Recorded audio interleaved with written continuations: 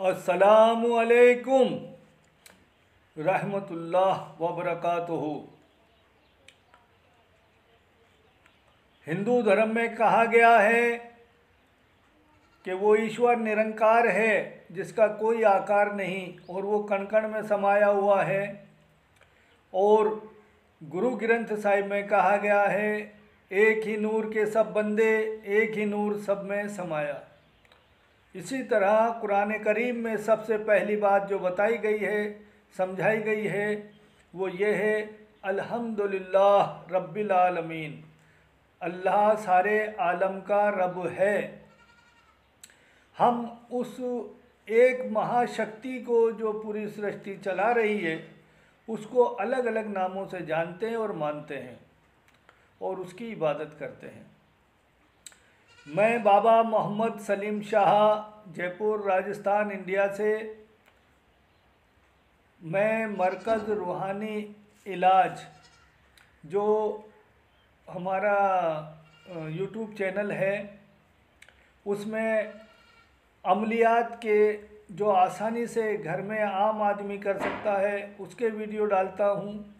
और जो घरेलू नुस्खे जो हमने आजमाए हैं, जो घरेलू नुस्खों से बड़ी बड़ी बीमारियां ठीक हो जाती हैं, ऐसे नुस्खे भी मैं हमारे चैनल पर बताता हूँ। 35 साल से ज़्यादा हो चुका है हमारे मरकज़ रूहानी इलाज को। हमने काफ़ी तजुर्बा किया रूहानी इलाज में भी और ये घरेलू नुस्खों में भी। जो हमने कई हमारे अच्छे जानकार डॉक्टर्स हैं, हकीम हैं, वैद्य हैं, उनके मशवरे से हमने जो नुस्खे सीखे और जो काम में लिए और उससे जो फ़ायदा हुआ वो हम लोगों तक पहुंचा रहे हैं। आज हम बात करेंगे इंसान के वजूद इंसानी के बारे में। मतलब हमारा जो इंसानी जिस्म है इसके दो हिस्से होते हैं, यानी हमारे दो जिस्म होते हैं। एक जिस्म जो हम एक दूसरे को देख लेते हैं और दूसरा जिस्म होती है हमारी आत्मा। हम हमारे जिस्मानी जिस्म की दवाइयाँ भी कराते हैं, खुराक भी खाते हैं और उसे साफ भी रखते हैं ताकि ये हमारा जिस्म सही और तंदुरुस्त रहे और हम अपनी अच्छी ज़िंदगी गुजार सकें। और हमारे दोनों ही जो जिस्म हैं, दिखने वाला बदन जिस्म और आत्मा का जिस्म, इन दोनों के दिमाग भी अलग अलग होते हैं। जो दिखने वाला जिस्म है इसका दिमाग, जो बड़े बड़े साइंसदान हैं, बड़े बड़े जिनको हम माइंडेड कहते हैं, बहुत दिमाग वाला मानते हैं, वो भी 5% ही दिमाग को काम में ले पाते, इससे ज़्यादा नहीं ले पाते। अब हम बात करते हैं हमारे रूह, हमारी आत्मा के दिमाग की।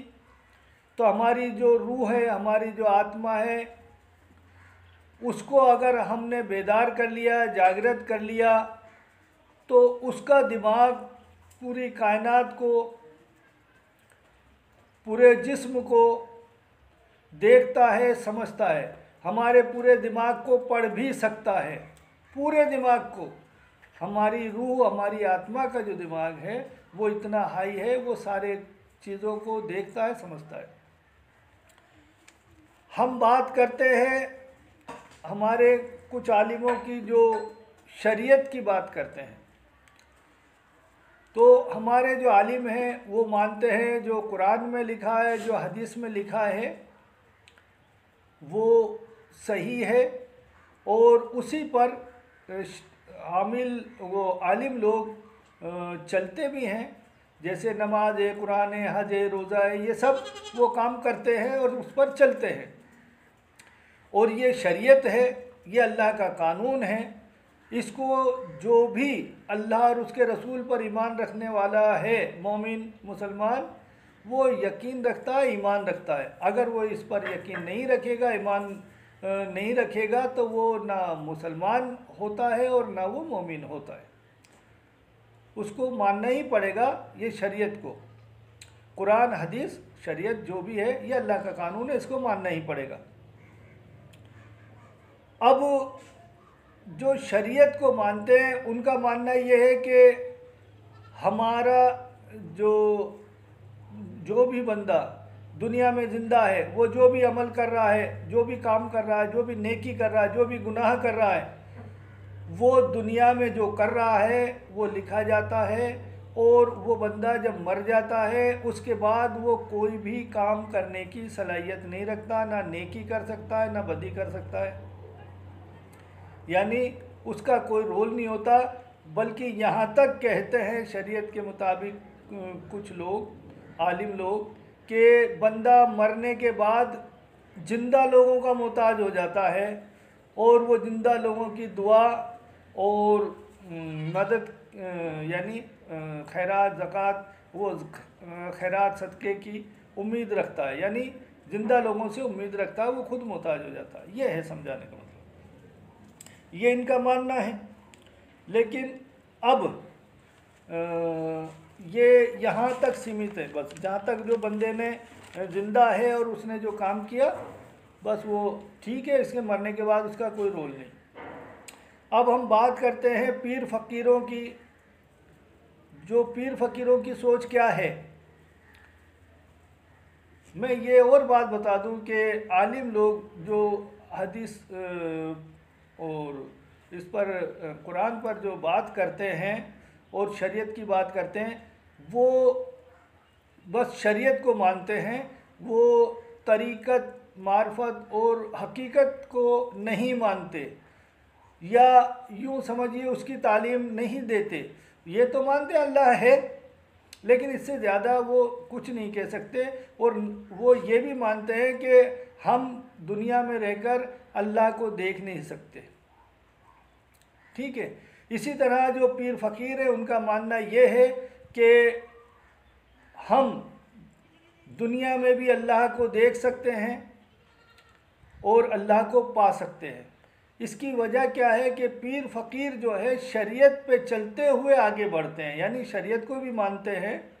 और उसके बाद उनका पीर फ़कीरों का मानना है कि तरीक़त, मार्फत और हकीकत ये और हैं जिन पे अमल करते हुए हम दुनिया में भी अल्लाह को देख सकते हैं, अल्लाह को पा सकते हैं। और पीर फ़कीर अपने मुरीदों को रूहानियत की तालीम देते हैं। रूहानियत को खुलासा जो है पीर फ़कीरों ने किया है, तो वो ये है कि हमारी जो रूह है, हमारी जो आत्मा है, उसको बेदार किया जाए, उसको जागृत किया जाए, और हमारी रूह, हमारी आत्मा ही अल्लाह तक पहुंचती है और उसके दीदार कर सकती है। हम दुनिया की आँखों से अल्लाह को नहीं देख सकते, लेकिन हमारी जो रूह है, हमारी जो आत्मा है, वो अल्लाह को देख सकती है और अल्लाह तक जा सकती है। इसका सबूत ये भी है कि जैसे कि हम हमारी रूहें ख्वाब वगैरह जो देखती हैं, वो कहीं भी चली जाती हैं, कुछ भी कर लेती हैं, ये इसका सबूत है। अब पीर फ़कीरों का मानना ये है कि उन हर इंसान के अंदर, उसके जिस्म के अंदर पूरी कायनात मौजूद है, पूरी सृष्टि मौजूद है। तो हमारा जो देखने वाला जो बदन है, जिस्म है, हम इसकी जो आँखें हैं वो दुनिया ही चीज़ों को देख सकती है। रूह, आत्मा जो हमारी होती है, उसका देखना, उसका सुनना, उसकी सलाहियतें बेशुमार हैं। अब दुनियाई जो जिस्म है हम देखते हैं, इसका दिमाग अब अलग काम करता है और आत्मा का दिमाग अलग काम करता है। आत्मा का दिमाग है हमारा कल्ब, हमारा दिल, और आत्मा का दिमाग जो हमारा दिल और कल्ब है, इसका मतलब ये है कि हमारे दिल में जो एहसास पैदा होते हैं, जो हम महसूस करते हैं, हम दुख भी, परेशानी भी और खुशी भी जो महसूस करते हैं, वो हमारे दिल में ही करते हैं। तो पीर फ़कीरों का मानना है कि जो कुछ है, हमारा दिल, हमारा कल्ब है, सारी कायनात इसी के ज़रिए, इसी में देखी जा सकती है, पूरी जिस्म के अंदर ही। तो इनका अपना है। तो अब मैं इससे आगे की बात करूँगा,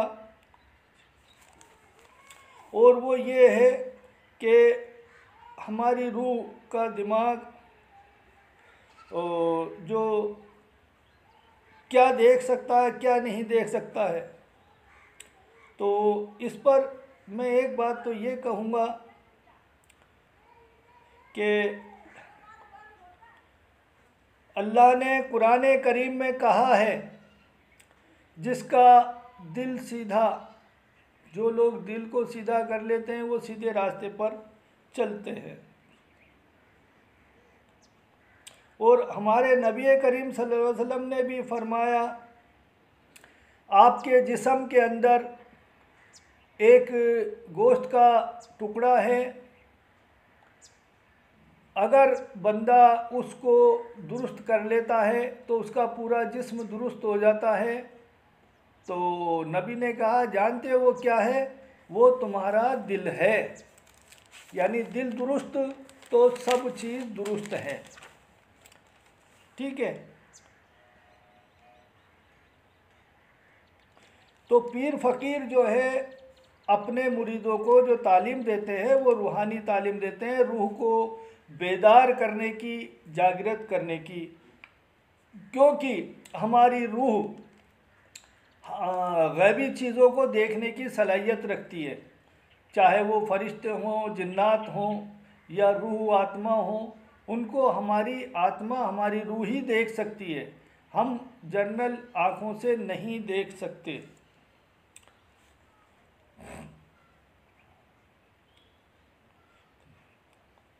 जब हमारी रूह, हमारी आत्मा जागृत हो जाती है, बेदार हो जाती है, तो उसमें इतनी ताकत हो जाती है हमारी रूह के अंदर, जो दुनिया में ज़िंदा रहकर आदमी अपनी रूह को बेदार कर लेता है और जागृत कर लेता है, तो उसकी रूह के अंदर इतनी ताकत हो जाती है कि वो हज़ारों किलोमीटर दूर तक देख भी सकता है और वहाँ की बात को सुन भी सकता है। यह हमारी रूह की ताकत है। जब ये बेदार हो जाए और जागृत हो जाए तो हो जाती है। और हमारे जिस्म के पूरे दिमाग को रूह, हमारी आत्मा पढ़ भी सकती है। उसका सबूत यह है कि मैं एक मिसाल दूंगा। हज़रत उमर रज़ी अल्लाह अन्हु मदीने के अंदर मस्जिद में खुतबा पढ़ रहे थे और अचानक उन्होंने खुतबा पढ़ते हुए हज़रत उमर रज़ी अल्लाह अन्हु कहते हैं कि या सारिया बिन ज़नीम अल-जबल, यानी या सारिया बिन ज़नीम, आप पहाड़ की तरफ हो जाओ, पहाड़ की तरफ हो जाओ। अब ये सारिया बिन ज़नीम को जो कह रहे थे, वो सारिया बिन ज़नीम कहाँ थे? मदीने से 2000 किलोमीटर दूर एक शहर नहावल है, वहाँ पर जंग लड़ रहे थे और हज़रत उमर रज़ियल्लाहु अन्हु मदीने में बैठे हुए थे। तो हज़रत उमर रज़ियल्लाहु अन्हु मदीने में बैठे हैं और सारिया बिन ज़नीम 2000 किलोमीटर दूर जंग लड़ रहे हैं। तो हज़रत उमर मदीने से ही आवाज़ लगा रहे हैं, या सारिया बिन ज़नीम अल-जबल, मतलब पहाड़ की तरफ हो जाओ। और जो सारिया बिन ज़नीम शहर नहावन में थे, जंग लड़ रहे थे, उन्होंने हज़रत उमर रज़ियल्लाहु अन्हु की बात सुनी और वो अपने फौज लश्कर को कहा कि पहाड़ की तरफ हो जाओ, और वो लोग पहाड़ की तरफ हो गए और वो जंग जीत गए। और जब वो जंग जीत कर वापस आए और हज़रत उमर रज़ियल्लाहु अन्हु से मिले, तो सारिया बिन ज़नीम ने कहा कि हज़रत उमर रज़ियल्लाहु अन्हु, अगर आप हमें होशियार नहीं करते और हुक्म नहीं देते पहाड़ की तरफ होने का, सर जाने का, तो हम जंग हार जाते। लेकिन आपने जो हुक्म दिया पहाड़ की तरफ हो जाओ, तो हमें पहाड़ की तरफ जाने से सेफ्टी मिली और हम जंग जीत गए। इसका मतलब ये हुआ कि हज़रत उमर रज़ियल्लाहु अन्हु मदीने में बैठे हुए शहर नहावन में जो जंग लड़ रही थी वहाँ के लोगों को गाइड कर रहे थे। 2000 किलोमीटर दूर से बैठे हुए गाइड कर रहे थे और वहाँ के लोग सुन रहे थे। ये क्या है? ये रूह की बेदारी है। जो रूह बेदार हो जाती है, जागृत हो जाती है, तो इसी तरह से हज़ारों किलोमीटर दूर बैठकर कायनात की चीज़ को देखा जा सकता है, सुना जा सकता है और उनकी आवाज़ लोग ऐसे सुनते हैं। इसका सबूत है और इसको सारे ही आलिम मानते हैं। ये बात हज़रत उमर रज़ियल्लाहु अन्हु की सही है, हकीकत है, तो ये सारे ही आलिम मानते हैं। अब मैं इसमें एक मिसाल महाभारत की भी दूंगा। महाभारत के अंदर एक जंग, महाभारत में लिखा है, एक जंग हुई थी महाभारत के नाम से। उसमें बहुत तगड़ी जंग हुई थी। तो महाराजा धृतराष्ट्र का एक खादिम था, मुलाजिम था, जिसका नाम संजय था। वो महल में महाराजा धृतराष्ट्र जो कि अंधे थे उनके पास बैठकर सैकड़ों किलोमीटर दूर जो जंग हो रही थी उसके हालात महल में बैठा हुआ संजय नाम का शख्स अपने राजा को बताता था। यानी महल में बैठा रहता था और जो बहुत दूर, कई किलोमीटरों दूर, मान लो काफ़ी किलोमीटर दूर जो हो रही थी जंग, उसके हालात वो महल में बैठा हुआ अपने राजा को बताता था।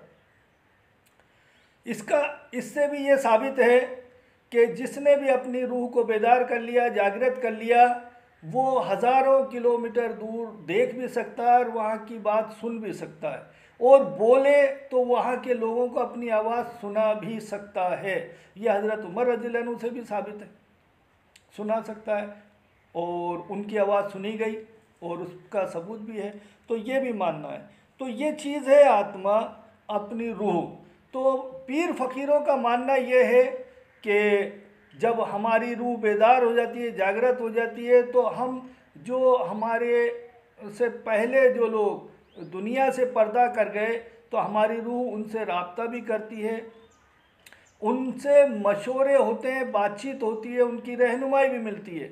इसी तरह हमारे नबी करीम सल्लल्लाहु अलैहि वसल्लम को भी देखने और उनसे भी मिलने का शर्फ रूह को हासिल होता है, और रूह नबी करीम सल्लल्लाहु अलैहि वसल्लम के बताए रास्ते पर चलकर आगे आसमानों का रूहानी सफ़र तय करने लगती है, यानी आसमानों के हालात भी देखने लगती है। और एक ऐसे भी हालात आ जाते हैं एक दिन कि बंदा अल्लाह तक पहुंच जाता है।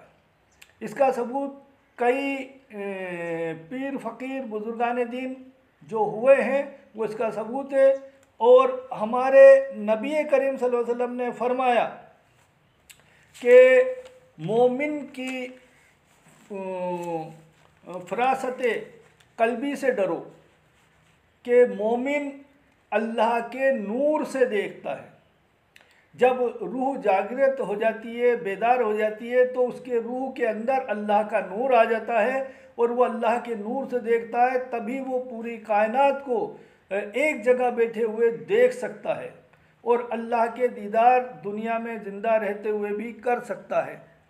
ये सबूत जो मैंने आपको बताया। अब थोड़ा सा इतना सा और समझ लें हम कि हम जो तालीम हासिल करते हैं हम उस पर ही बात करते हैं और हम समझते हैं पूरी तालीम यही है, बस ऐसा नहीं है। आलिम लोगों ने जो हदीस कुरान पढ़ा है तो ये शरीयत है, तो आपने शरीयत ही को पढ़ा तो शरीयत की जानकारी होगी, और जिसने रूहानियत को समझा, रूहानियत सीखा, तो वो उसको रूहानियत की जानकारी होगी। तो दोनों की सोच में फ़र्क होता है क्योंकि तालीम अलग अलग है। जैसे अंग्रेज़ी डॉक्टर है, उससे आप जड़ी बूटी की दवा की बात करोगे तो वो ज़्यादा मशवरा नहीं दे सकता।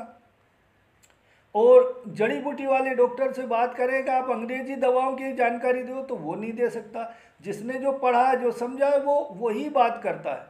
तो मेरा ये वीडियो बनाने का मकसद ये है कि हम जितना जानते हैं उतना ही मानते हैं। जिसने जितना समझा, अल्लाह ने जिसको जितनी तौफीक दी समझने की, वो समझता है। तो हम एक दूसरे पर कोई भी तानाकशी ना करें, एक दूसरे को नीचा दिखाने की कोशिश ना करें। ये मान लें कि अल्लाह ने जिसको जितना इल्म दिया है वो उतनी बात करता है। तो मेरी कोई बात समझाने में कोई गलती हो तो मैं इसके माजरत चाहता हूँ, माफ़ी चाहता हूँ आप लोगों से। और अपने जो दिल की बात जो मैं कहना चाहता था वो ये कह दिया है मैंने। तो हमारे इस यूट्यूब चैनल को आप लाइक और सब्सक्राइब कर ले, क्योंकि इस पर रूहानी इलाज के बारे में भी जो आसानी से आप लोग अपने घर में कर सकते हैं, और दवाई जो जिसे हम कहते हैं घरेलू नुस्खे, वो भी हम बताते हैं जो आप घर में ही कर सकते हैं। तो काफ़ी परेशानियों से आप बच सकते हैं। तो हमारे YouTube चैनल को लाइक सब्सक्राइब कर लें ताकि ये हमारे वीडियो आपके पास आते रहें और इसका फैज़ आप लोग उठाते रहें। और ये वीडियो जो बनाने का मकसद है मेरा वो ये है कि लोगों तक अपनी जानकारी, अपना इल्म पहुंचा सकूं और लोग फ़ायदा उठाएं, तो मुझे भी सवाब मिले। तो आप इन वीडियो को देखा करें, आप भी फ़ायदा उठाएं और अपने मिलने वालों तक ये वीडियो शेयर करें, पहुंचाएं। क्या मालूम उनको आपसे भी ज़्यादा ज़रूरत हो और इसकी जानकारी की, तो आप पहुंचाएं, तो ये सवाब आपको भी मिलेगा। इंशाल्लाह फिर मिलेंगे किसी अच्छे वीडियो में, फिर बात करेंगे इंशाल्लाह कोई। तब तक के लिए अल्लाह हाफिज़। अल्लाह सबको खुश रखे, तंदुरुस्त रखे, सलामत रखे।